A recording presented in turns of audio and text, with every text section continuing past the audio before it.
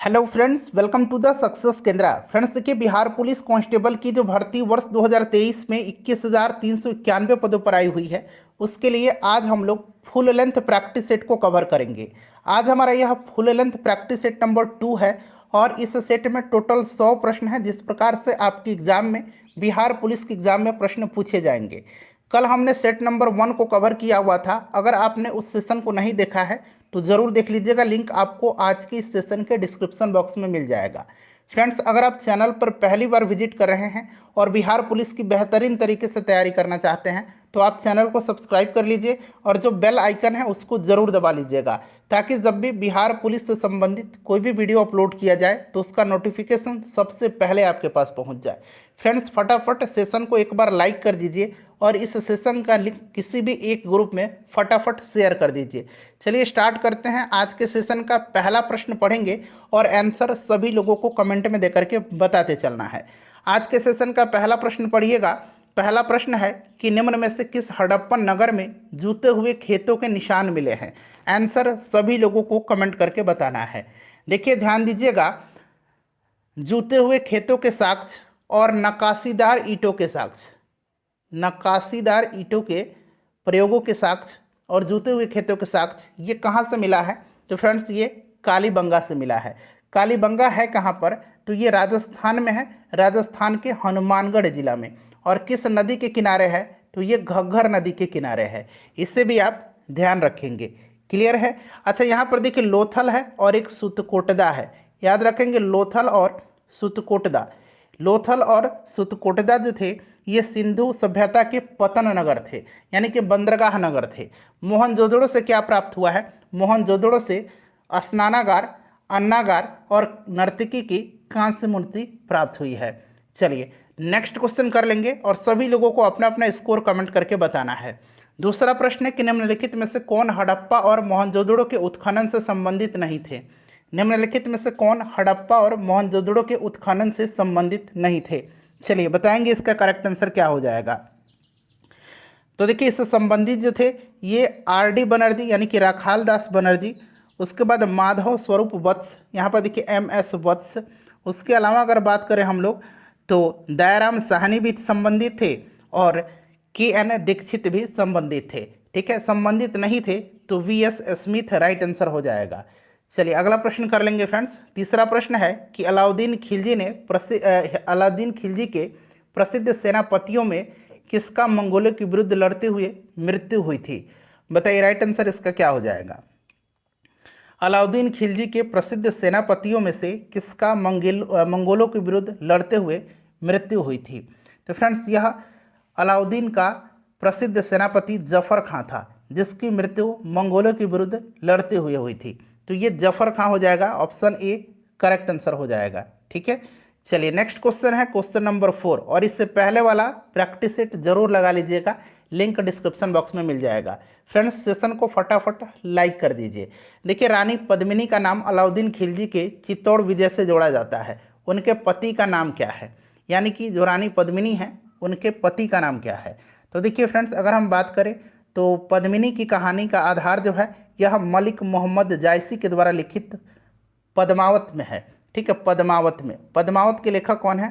तो मलिक मोहम्मद जायसी हैं। इसी में इसका जो है उल्लेख है। और इनके अनुसार पद्मिनी चित्तौड़ के राणा रतन सिंह की अत्यंत सुंदर और विदुषी पत्नी थी। राणा रतन सिंह, यानी कि option number D correct answer हो जाएगा। अगला प्रश्न है हमारा कि अलाउद्दीन खिलजी के आक्रमण के समय देवगिरी का शासक कौन? तो बताइए, अलाउद्दीन खिलजी के आक्रमण के समय देवगिरी का शासक कौन था? तो फ्रेंड्स, ये शासक था उस समय रामचंद्र देव। ठीक है, रामचंद्र देव राइट आंसर हो जाएगा। रामचंद्र देव करेक्ट आंसर हो जाएगा। अगला प्रश्न है कि अल्लाही दरवाजा का निर्माण किस सुल्तान ने करवाया था?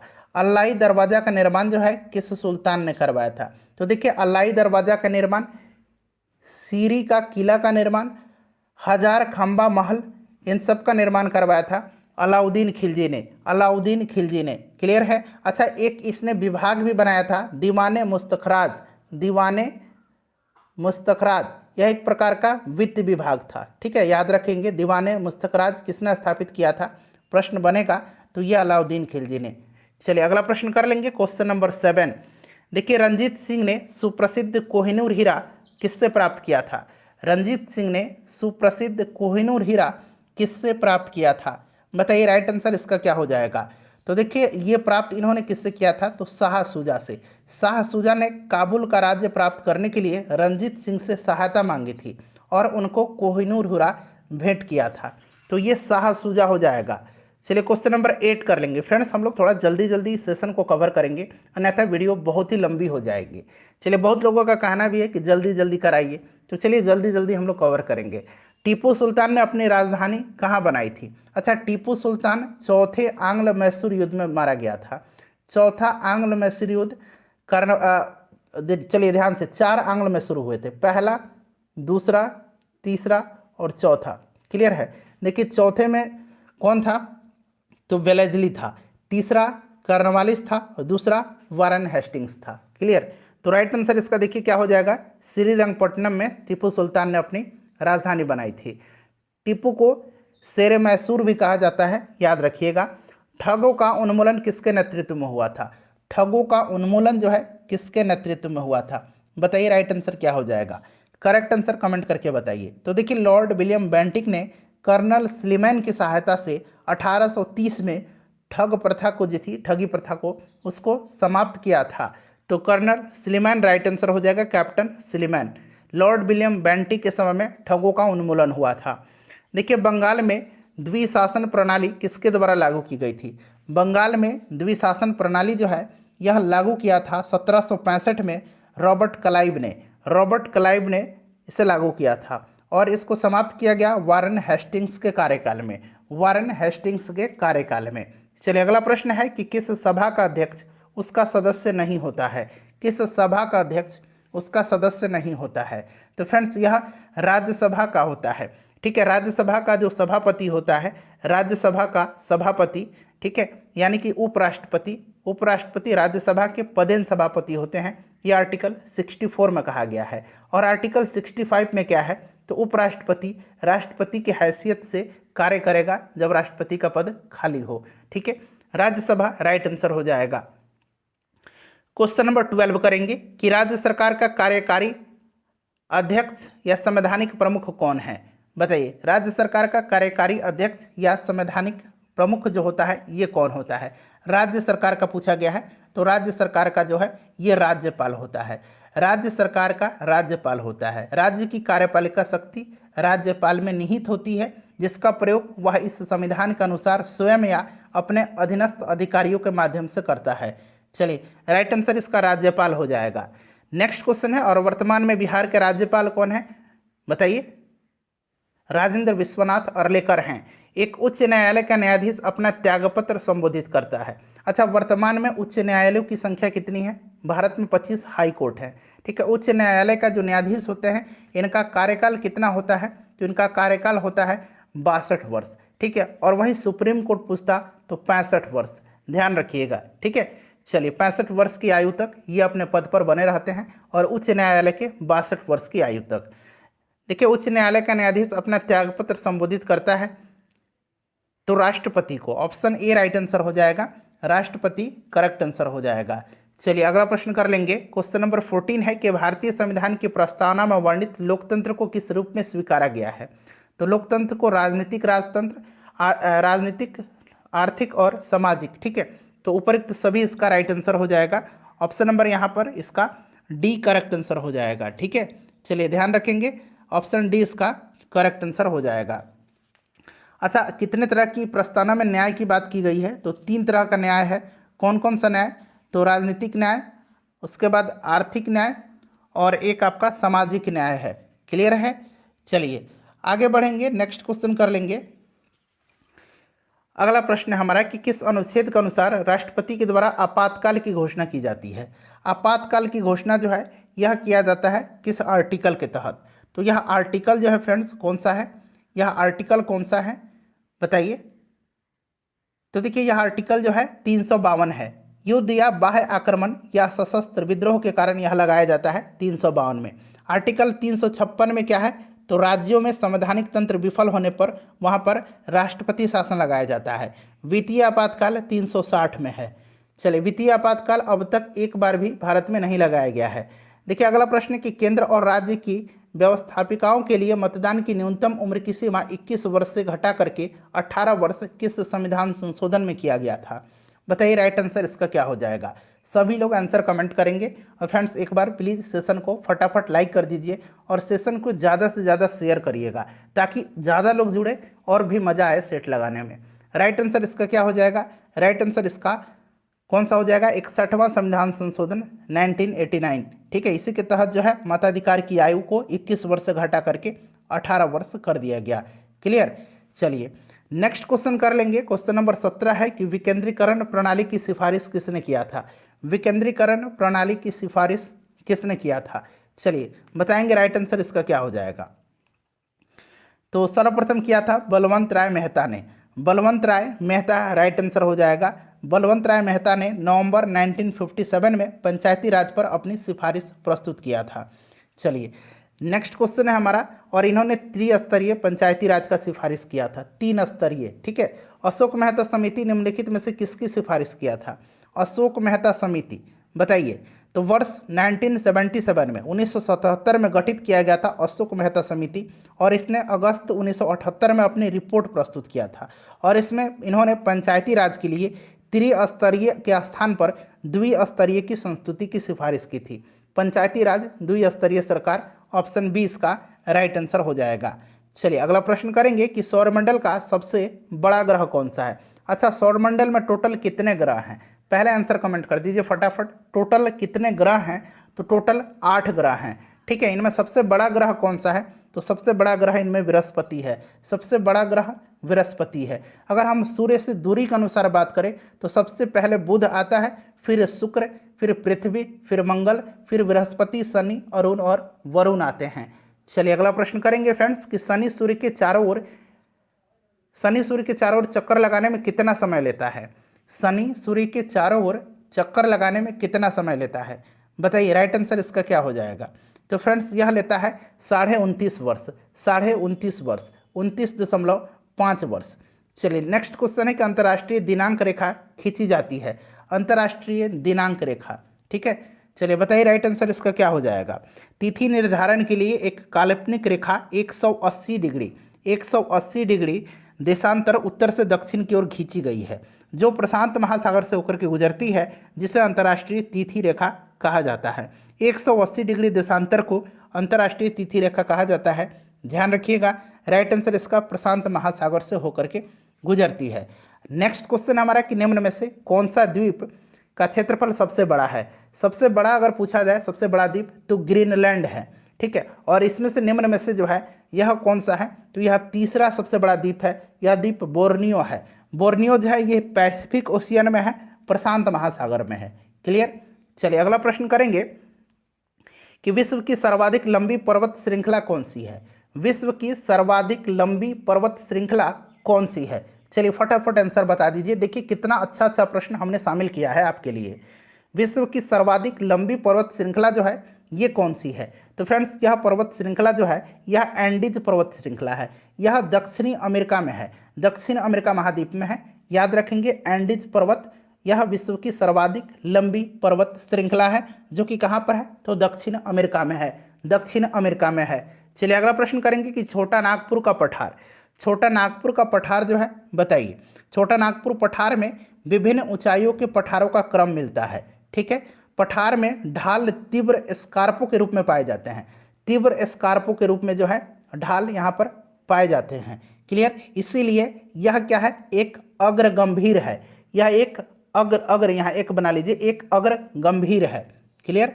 चलिए उसके बाद नेक्स्ट क्वेश्चन है कि निम्न में से कौन सा मेघालय का पठार का अंश नहीं है? मेघालय पठार का अंश नहीं है भुवन पहाड़ी, भुवन पहाड़ी। ठीक है, चलिए बताइए राइट आंसर इसका क्या हो जाएगा। भुवन पहाड़ी, गारो पहाड़ी, खासी पहाड़ी, जयंतिया पहाड़ी। राइट आंसर क्या हो जाएगा? कौन सा मेघालय पठार का अंश नहीं है?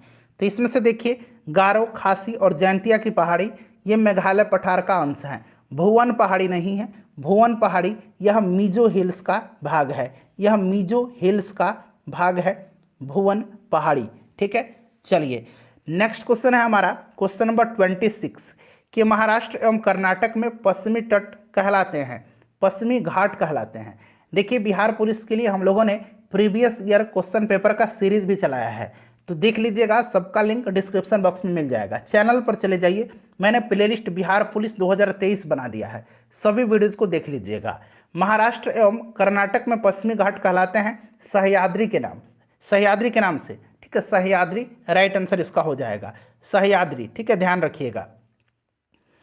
अगला प्रश्न कि लक्षद्वीप टापू अवस्थित है, लक्षद्वीप टापू अवस्थित है, बताइए राइट आंसर क्या हो जाएगा। लक्षद्वीप टापू अवस्थित है, लक्षद्वीप टापू अवस्थित है भारत के दक्षिण पश्चिमी तट पर अरब सागर में, दक्षिण पश्चिम भारत राइट आंसर इसका हो जाएगा, ठीक है, ऑप्शन नंबर ए जो होगा इसका करेक्ट आंसर हो जाएगा। चलिए अगला प्रश्न कर लेंगे कि यह दर्रा जो सर्वाधिक ऊंचाई पर अवस्थित है, कौन सा दर्रा इसमें से सर्वाधिक ऊंचाई पर अवस्थित है। तो अब आपको याद रखना है यह दर्रा जो है, यह दर्रा कौन सा है, तो यांगजी दीवान दर्रा है। यहाँ मैं लिख देता हूँ यांगजी दीवान दर्रा है, यांगजी दीवान दर्रा, यांगजी दीवान दर्रा, जो कि कहाँ पर है, हिमाचल प्रदेश में है, हिमाचल प्रदेश में है। कितना मीटर यह ऊंचा है, तो यह 5890 मीटर ऊंचा है, ठीक है, याद रखेंगे इसको, ऑप्शन डी राइट आंसर हो जाएगा। अगला प्रश्न है कि भारत में, यहाँ पर देखिएगा, भारत में किस राज्य में कपास का औसतन उत्पादन सर्वाधिक है, औसतन उत्पादन जो है किस राज्य में सर्वाधिक है, औसतन उत्पादन यह किस राज्य में सर्वाधिक है, औसतन जो है यह आंध्र प्रदेश में है, औसतन आंध्र प्रदेश में सबसे ज़्यादा है, औसतन पूछा गया है, ठीक है। चलिए उसके बाद नेक्स्ट क्वेश्चन कर लेंगे, औसतन यहाँ पर है कहाँ पर, आंध्र प्रदेश में, चलिए, और सर्वाधिक उत्पादन गुजरात में होता है, औसतन पूछेगा तो आंध्र प्रदेश में। नेक्स्ट क्वेश्चन कर लेंगे कि बिहार में प्रति 1 लाख जनसंख्या पर सड़क की लंबाई क्या है, बिहार में प्रति 1 लाख जनसंख्या पर सड़क की लंबाई जो है यह क्या है, तो फ्रेंड्स यह न्यूनतम है, यह कितना है, न्यूनतम है, ठीक है, न्यूनतम इसका राइट आंसर हो जाएगा। नेक्स्ट क्वेश्चन है कि भारत के सकल घरेलू उत्पाद में कृषि एवं उससे संबंधित प्रक्षेत्र का अंश कितना है, भारत में सकल घरेलू उत्पाद में कृषि एवं उसके संबंधित प्रक्षेत्र का अंश कितना है, यह अंश कितना है, तो यह अंश जो है फ्रेंड्स यह 15% है, लगभग 15% इसका सही आंसर हो जाएगा, ठीक है, 15% हो जाएगा। चलिए आगे बढ़ेंगे। नेक्स्ट क्वेश्चन है हमारा कि निम्नलिखित में से कौन सा एक राष्ट्रीय खाद्य सुरक्षा मिशन में शामिल नहीं है, राष्ट्रीय खाद्य सुरक्षा मिशन में शामिल नहीं है, इसमें से राष्ट्रीय खाद्य सुरक्षा मिशन इसको प्रारंभ किया गया था 2007-8 में, रबी सीजन से यह एक प्रायोजित योजना है, ठीक है, और इसमें फसलें जो हैं कौन कौन सी हैं, चावल, गेहूं, दलहन, मोटे अनाज, वाणिज्यिक फसलें हैं, इसमें तिलहन नहीं है, ठीक है। चलिए उसके बाद नेक्स्ट क्वेश्चन है कि किस वर्ष कृषि एवं संबद्ध क्षेत्रों को वार्षिक औसत वृद्धि दर नकारात्मक हो गई थी, बताइए किस वर्ष कृषि एवं संबद्ध क्षेत्रों की वार्षिक औसत वृद्धि दर नकारात्मक हो गई थी, नकारात्मक यह हो गई थी कब, बताइए राइट आंसर क्या होगा, तो यह हो गई थी 2002-3 में, 2002-3 में वार्षिक दर जो थी कृषि एवं संबंधित क्षेत्रों की यह नकारात्मक हुई थी, 2002-3 हो जाएगा। चलिए उसके बाद देखिएगा कि बिहार के क्षेत्रफल में कुल बोई गई भूमि का प्रतिशत कितना है, बिहार के क्षेत्रफल में कुल बोई गई भूमि का प्रतिशत कितना है, तो यह प्रतिशत जो है यह कितना है, यह प्रतिशत कितना है, बताइए। तो फ्रेंड्स यह लगभग जो है यह लगभग कितना है, तो यह 60% है, लगभग 60% है, कहीं कहीं आपको 56.55 भी मिलेगा, लगभग 60% ऑप्शन के हिसाब से सही होगा।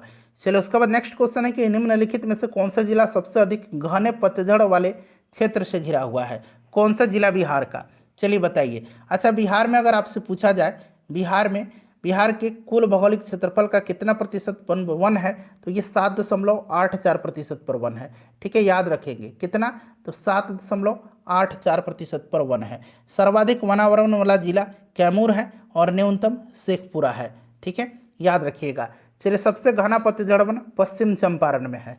चलिए उसके बाद नेक्स्ट क्वेश्चन है कि निम्नलिखित में से कौन सा शहर बिहार के सबसे पूर्वी भाग में स्थित है, कौन सा शहर बिहार के सबसे पूर्वी भाग में स्थित है, चलिए बताइए राइट आंसर इसका क्या हो जाएगा, सबसे पूर्वी भाग में स्थित है कौन सा शहर है, यह शहर जो है यह कटिहार है, कटिहार सबसे पूर्वी भाग में स्थित है, कटिहार सबसे पूर्वी भाग में स्थित है।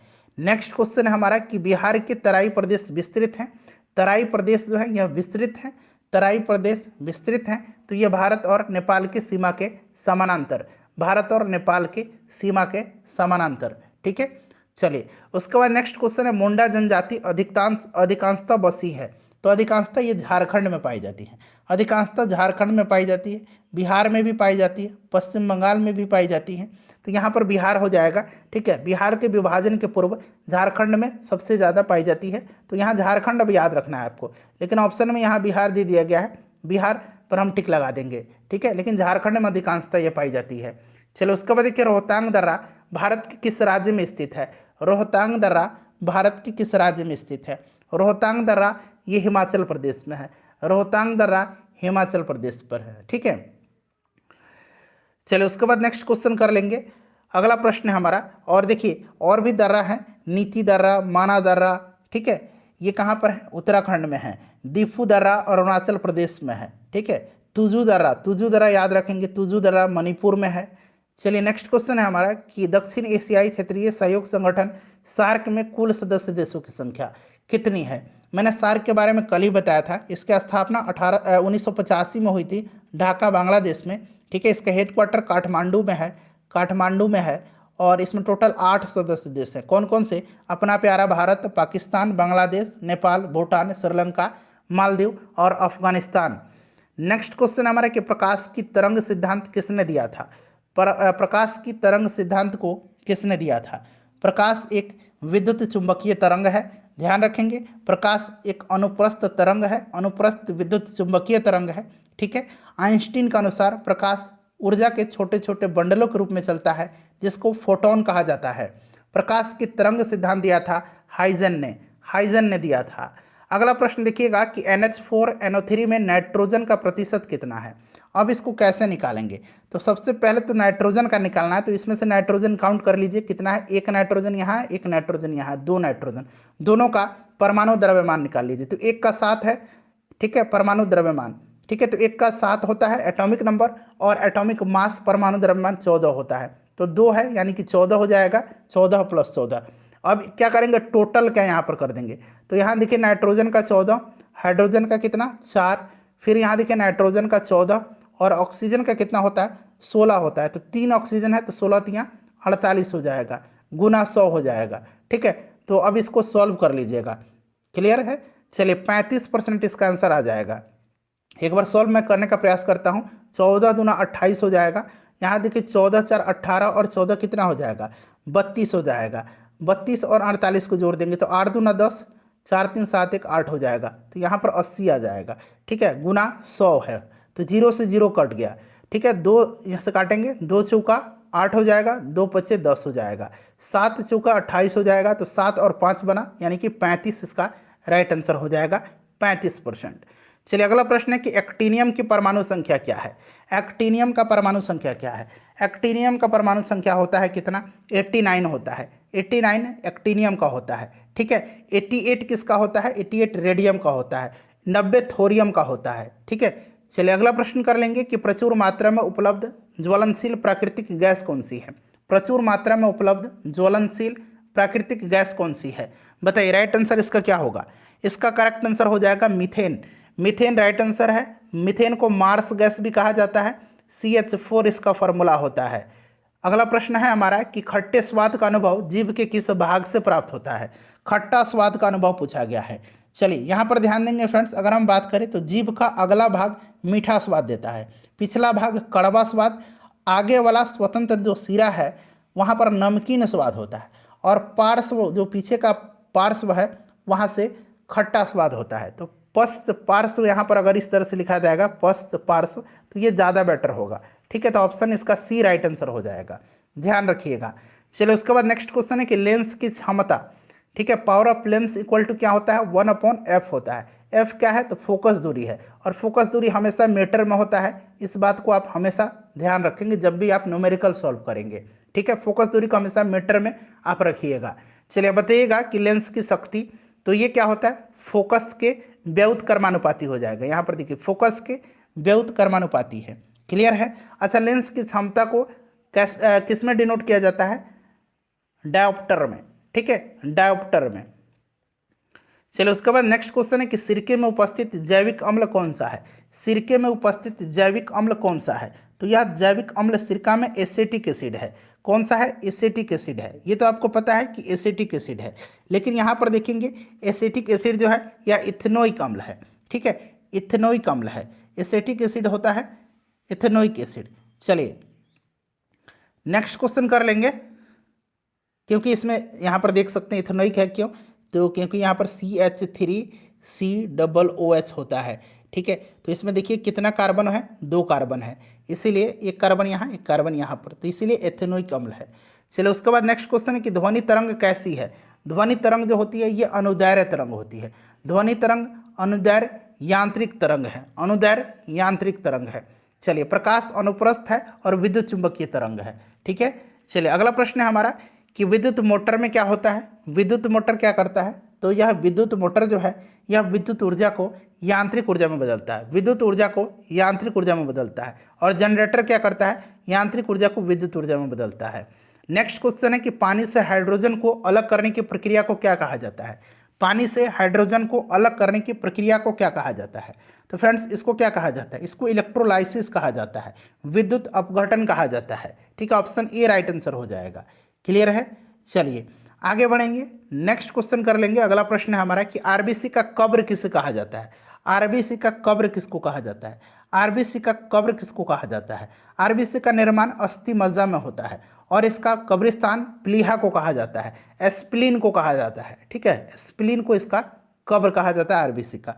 आरबीसी का जीवन काल कितना होता है, 120 दिन का होता है। नेक्स्ट क्वेश्चन है हमारा कि विटामिन B1 का रासायनिक नाम। विटामिन B1 का रासायनिक नाम, विटामिन B1 का रासायनिक नाम बताइए, B1 या बी कहिए, राइट आंसर क्या हो जाएगा बताइए, करेक्ट आंसर इसका क्या होगा। अब यहाँ पर विटामिन B1 को थायमिन कहा जाता है। ठीक है, vitamin A retinol, vitamin E tocopherol, vitamin D calciferol. Next question है हमारा कि इनमें से कौन सा सत्य फल नहीं है। सत्य फल इसमें से कौन सा नहीं है। चलिए सत्य फल का निर्माण पुष्प के अंडाशय से होता है, जबकि असत्य फल का निर्माण पुष्प अंडाशय के अतिरिक्त अन्य भाग फल बनाने में मदद करता है। कटहल जो है यह सत्य फल नहीं है, कटहल असत्य फल है। ठीक है, सत्य फल नहीं है। बाकी यहाँ पर देखेंगे आम, ठीक है, बाकी यहाँ पर देखेंगे तो आम, केला, अंगूर ये सब सत्य फल हैं। चलिए आगे बढ़ेंगे। नेक्स्ट क्वेश्चन है कि एक प्रकाश वर्ष बराबर होता है। प्रकाश वर्ष दूरी का मात्रक है। ठीक है, एक प्रकाश वर्ष बराबर होता है। अब यहाँ पर ध्यान देंगे, एक प्रकाश वर्ष बराबर कितना होता है, 9.46 गुना 10 के पावर 15 मीटर होता है। लेकिन यहाँ यूनिट पर ध्यान देंगे तो सब किलोमीटर में दिया गया है। ठीक है, तो ये इसको किलोमीटर में हम बदलेंगे तो यहाँ पर 3 जीरो कम हो जाएगा, क्योंकि 1000 मीटर में 1 किलोमीटर होता है, तो ये 3 जीरो कम हो जाएगा, तो यहाँ पर आ जाएगा 9.46 गुना 10 के पावर 12 किलोमीटर। क्लियर। चलिए उसके बाद नेक्स्ट क्वेश्चन है कि निम्न में से कौन सा नियम रॉकेट प्रणोदन में शामिल होता है। कौन सा नियम रॉकेट प्रणोदन में शामिल होता है, चलिए बताइए राइट आंसर क्या हो जाएगा। तो यह न्यूटन का तीसरा नियम है, न्यूटन का तीसरा नियम है। क्लियर, इस नियम को क्रिया प्रतिक्रिया का नियम भी कहा जाता है। चलिए नेक्स्ट क्वेश्चन, अच्छा बंदूक से गोली छोड़ते समय पीछे की ओर झटका लगता है, यह थर्ड नियम है। ऊंचाई से कूदने पर चोट लगता है, यह भी न्यूटन का थर्ड नियम ही है। नेक्स्ट क्वेश्चन है हमारा कि निम्न में से कौन सा ग्रह सौरमंडल के वैक्यूम क्लीनर की भांति कार्य करता है। वैक्यूम क्लीनर की भांति कार्य करता है कौन सा ग्रह, तो फ्रेंड्स यह ग्रह जो है यह बृहस्पति है। बृहस्पति सौरमंडल का सबसे बड़ा ग्रह है। ठीक है, वैक्यूम क्लीनर की तरह कार्य करता है। नेक्स्ट क्वेश्चन है हमारा कि जर्मन साम्राज्य की स्थापना किसने किया था। जर्मन साम्राज्य की स्थापना किसने किया था, जर्मन साम्राज्य की स्थापना किसने किया था, तो ये बिस्मार्क ने किया था। 1871 में इसने एकीकृत जर्मनी साम्राज्य की स्थापना किया था। 1871 में इसने एकीकृत जर्मनी साम्राज्य की स्थापना किया था, किसने, बिस्मार्क ने, याद रखिएगा बिस्मार्क ने। ठीक है, चलिए नेक्स्ट क्वेश्चन है कि धर्म की उन्नति के क्षेत्र में, अच्छा धर्म से ज़्यादा बेटर यहाँ पर अध्यात्म हो जाएगा। ठीक है, अध्यात्म ज़्यादा बेटर शब्द है, अध्यात्म। ठीक है, तो यहाँ पर रखेंगे अध्यात्म की उन्नति के क्षेत्र में सराहनीय पुरस्कार प्रयास हेतु कौन सा पुरस्कार दिया जाता है, तो यह पुरस्कार कौन सा दिया जाता है बताइए, कौन सा पुरस्कार दिया जाता है, तो यह पुरस्कार दिया जाता है टेम्पल्टन पुरस्कार। अच्छा इस बार 2023 में टेम्पल्टन पुरस्कार किसको दिया गया है, तो फ्रेंड्स यह दिया गया एडना, यहाँ मैं लिखता हूँ एडन इस्माइल को दिया गया है। ठीक है, याद रखेंगे एडमा एडन इस्माइल को दिया गया है। चलिए नेक्स्ट क्वेश्चन है कि गोल्डन रॉक पैगोडा किस देश में है? गोल्डन रॉक पैगोडा किस देश में है? लैंड ऑफ गोल्डन पैगोडा के नाम से किसको जाना जाता है? लैंड ऑफ गोल्डन पैगोडा के नाम से जाना जाता है म्यांमार को। Golden rock pagoda Myanmar right answer हो जाएगा। चलिए अगला प्रश्न है कि हदास पार्टी किस देश की राजनीतिक पार्टी है? हदास पार्टी किस देश की राजनीतिक पार्टी है? हदास पार्टी जो है यह किस देश की राजनीतिक पार्टी है? तो यह इजराइल की राजनीतिक पार्टी है। इजराइल की राजनीतिक पार्टी है। इजराइल इसका राइट आंसर हो जाएगा। ठीक है, चलिए नेक्स्ट क्वेश्चन है कि India China boundary problems 1849 to 1947 के लेखक कौन है? India China boundary problems 1849 to 1947 इसके लेखक कौन हैं? इसके लेखक कौन हैं? चलिए बताएंगे इस राइट आंसर क्या हो जाएगा। इसके लेखक कौन है? करेक्ट आंसर क्या हो जाएगा इसका? चलिए करेक्ट आंसर बताइएगा। ये 61 नंबर क्वेश्चन है। ठीक है, यहाँ 61 बना लीजिए। बताइए राइट आंसर क्या हो जाएगा। तो फ्रेंड्स इसके लेखक हैं एजी नूरानी। कौन है? एजी नूरानी है। ठीक है, चलिए अब्दुल गफूर मजीद नूरानी पूरा नाम है इनका। नेक्स्ट क्वेश्चन, नोबेल म्यूजियम विश्व में कहाँ स्थित है? नोबेल म्यूजियम जो है यह विश्व में कहाँ पर स्थित है? नोबेल म्यूजियम यह विश्व में कहाँ पर है? तो नोबेल म्यूजियम जो है यह स्टॉकहोम में है। स्टॉकहोम राइट आंसर हो जाएगा। स्टॉकहोम में है। ठीक है, स्टॉकहोम स्वीडन की राजधानी है। स्टॉकहोम स्वीडन की राजधानी है। नेक्स्ट क्वेश्चन है कि 1903 में भौतिकी का नोबेल पुरस्कार जीतने वाली पहली महिला कौन थी? अच्छा, पहली महिला थी जिनको नोबेल पुरस्कार दिया गया था, ये कौन थी? मैडम क्यूरी थी। 1903 में इनको भौतिकी के लिए दिया गया था और 1911 में इनको रसायन के क्षेत्र में दिया गया था। 2 बार नोबेल पुरस्कार से इनको नवाजा जा चुका है और 2 बार नोबेल पुरस्कार जीतने वाली यह एकमात्र महिला है। ठीक है, चलिए नेक्स्ट क्वेश्चन करेंगे कि निम्न में से कौन सा एक नोबेल पुरस्कार विजेता भारतीय का नाम है? अच्छा, भारतीय मूल के जो व्यक्ति जिन्होंने नोबेल पुरस्कार जीता है ये कौन कौन से हैं? तो भारतीय मूल के सबसे पहले रविन्द्रनाथ टैगोर हैं, भारत के हैं। चंद्रशेखर वेंकट रमन, हरगोविंद खुराना, मदर टेरेसा, सुब्रमण्यम चंद्रशेखर, ठीक है, एस चंद्रशेखर, अमर्त्य सेन, वेंकट रमन रामकृष्णन, कैलाश सत्यार्थी और अभिजीत बनर्जी को भी दिया गया था। ठीक है, तो इसमें से देखिएगा राइट आंसर सीवी रमन हो जाएगा।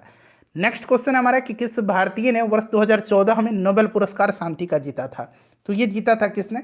ये जीता था किसने? तो फ्रेंड्स यह जीता था कैलाश सत्यार्थी ने। कैलाश सत्यार्थी को मलाला यूसुफजई के साथ सम्मानित किया गया था। ठीक है, नोबेल के शांति पुरस्कार से 2014 में। उसके बाद देखिएगा कि मरणोपरांत भारत रत्न पाने वाले प्रथम भारतीय व्यक्ति कौन थे? प्रथम भारतीय व्यक्ति पूछा गया है मरणोपरांत। तो ये मरणोपरांत लाल बहादुर शास्त्री थे। लाल बहादुर शास्त्री थे। ठीक है, लाल बहादुर शास्त्री राइट आंसर हो जाएगा। लाल बहादुर शास्त्री करेक्ट आंसर हो जाएगा। चलिए नेक्स्ट क्वेश्चन कर लेंगे। अगला प्रश्न है कि प्रधानमंत्री राष्ट्रीय बाल पुरस्कार 2023 से कितने बच्चों को सम्मानित किया गया है? राष्ट्रीय बाल पुरस्कार, प्रधानमंत्री राष्ट्रीय बाल पुरस्कार से टोटल कितने बच्चों को 2023 में सम्मानित किया गया है? तो फ्रेंड्स यहाँ 11 बच्चों को सम्मानित किया गया है। ठीक है, और यह पुरस्कार जो है राष्ट्रपति द्रौपदी मुर्मू जी ने प्रदान किया इनको। अगला प्रश्न हमारा कि भारत के 74वें गणतंत्र दिवस समारोह में मुख्य अतिथि कौन थे? 74वें गणतंत्र दिवस समारोह में मुख्य अतिथि ये मिस्र के राष्ट्रपति अब्देल फतेह अल सीसी थे। अब्देल फतेह अल सीसी ये मिस्र के राष्ट्रपति हैं।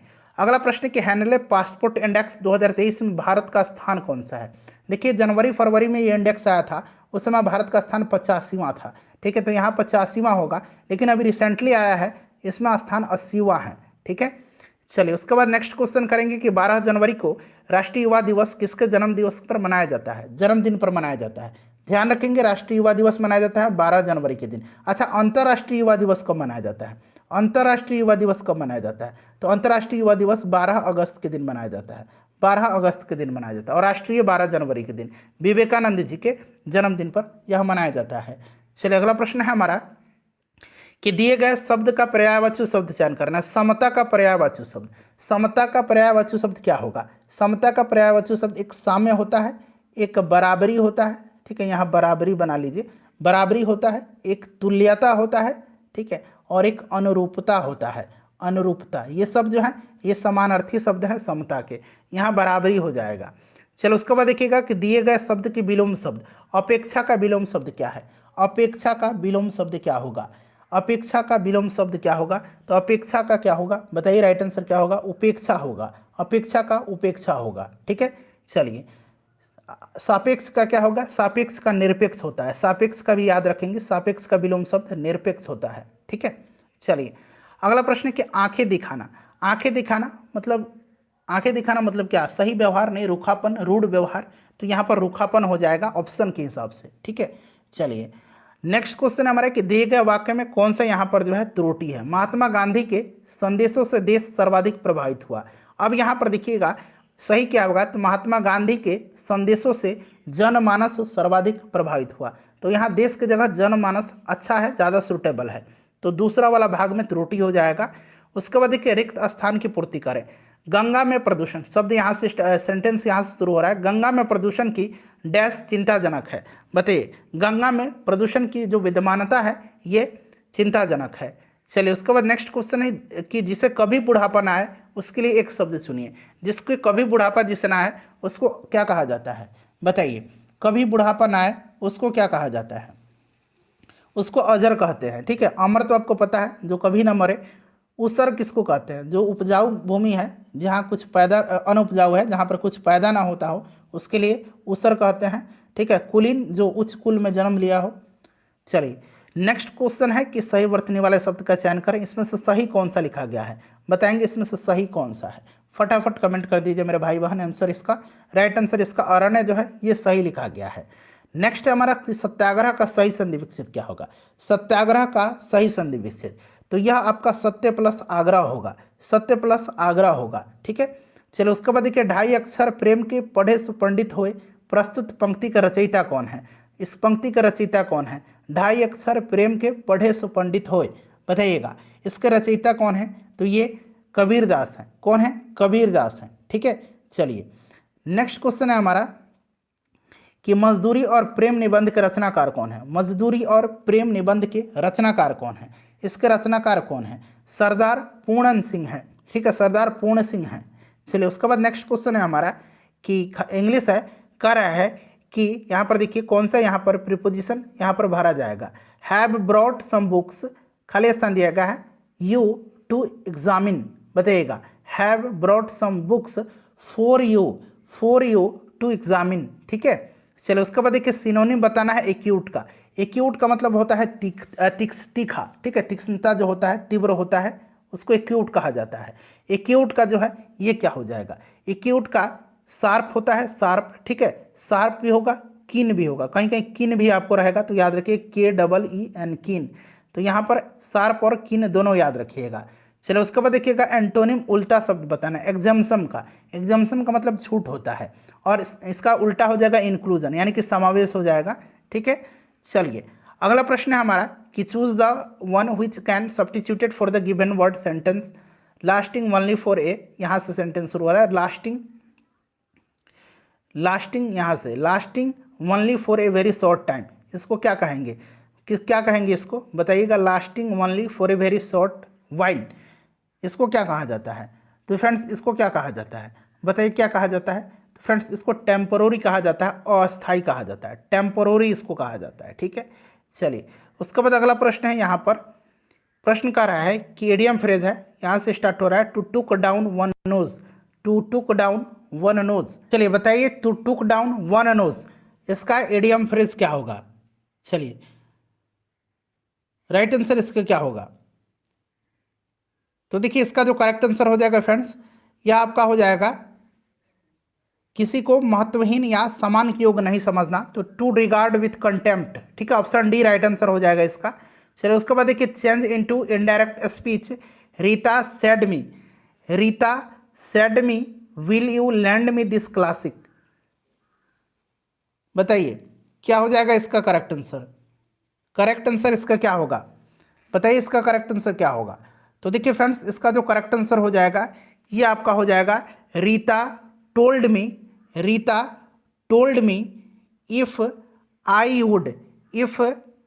वुड, ध्यान से देखिएगा, if I would land her that classic, ठीक है। चलिए, नेक्स्ट क्वेश्चन कर लेंगे, ऑप्शन ए राइट आंसर हो जाएगा।